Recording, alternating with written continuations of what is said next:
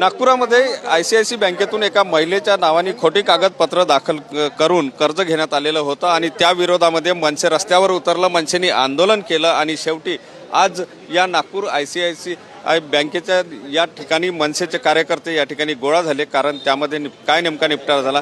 त्या महिलेला NOC देण्यात आली, म्हणजे तिचं कर्ज माफ करण्यात। काय सांगाल ताई, तुमचं कर्ज माफ केलं बँकेने, काय सांगितलं? हो, माझं कर्ज बँकेने माफ केलं, ते पण मनसे कार्यकर्त्यांमुळे हे शक्य झालं, अन्यथा हे शक्य नव्हतं। काय एकंदर काय प्रकरण होतं, म्हणजे तुम्ही कर्ज घेतलं होतं काय? मी कर्ज घेतलंच नव्हतं। मला या कर्जाबद्दल याच्या डेथ झाल्यानंतर माहीत झालं, माझ्या मिस्टरांची डेथ झाल्यानंतर मला जेव्हा रिकव्हरीवाले घरी आले त्यानंतर मला माहीत झालं की माझ्या नावावर इतका मोठा लोन आहे बा म्हणून। आता समाधान वाटतं आहे? भरपूर समाधान वाटत आहे।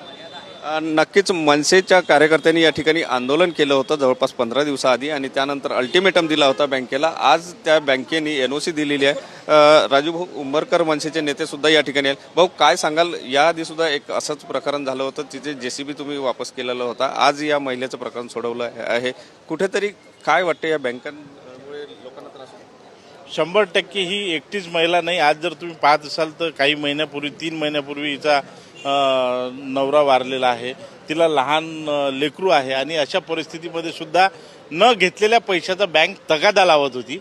आणि ज्यावेळेस तिने महाराष्ट्र नवनिर्माण सेनेची आमची ही सगळी टीम आहे, आमचे शहर अध्यक्ष आहेत, आमच्या वकील साहेब आहेत, या सर्वांच्या भेटी ज्यावेळेस तिने घेतल्या त्यावेळेस महाराष्ट्र नवनिर्माण सेनेने याचा पाठपुरावा घेतला आणि आज ते तुम्ही पाहताय की तिला त्याचं फळ भेटलं आणि बँकेने ना हरकत तिला प्रमाणपत्र दिलेलं आहे की हिच्यावर कुठल्याही प्रकारचं देणं घेणं नाही अशा प्रकारचं। परंतु प्रश्न इथं निर्माण होतो की एकट्या हिचाच नाही तर अजून आमच्या माहितीनुसार जवळपास 50 करोडच्या वर बँकेने अशा प्रकारच्या फसवणुकीच्या केसेस इथं तयार केलेल्या आहेत आणि सर्वसामान्य व्यक्तीला वेठीस धरत आहेत। लवकरच आम्ही पोलिसाच्या माध्यमातून हे प्रकरण उघडकीस आणणार आहेत आणि ज्या काही लोकांना वेठीस धरलेला आहे त्यांना सुद्धा याच्यामधून आम्ही सुटकारा देणार आहोत। हे प्रकरण ज्यांनी घडवून आणलं त्यांच्यावर काही कारवाई या संदर्भाने मनसे काही पाठपुरावा करणार आहे? एक तर आता मनसे तर 100% पाठपुरावा करेलच आणि हे फक्त मनसेचंच काम नाही, तर याच्यामध्ये आम्हाला पोलीस यंत्रणाची सुद्धा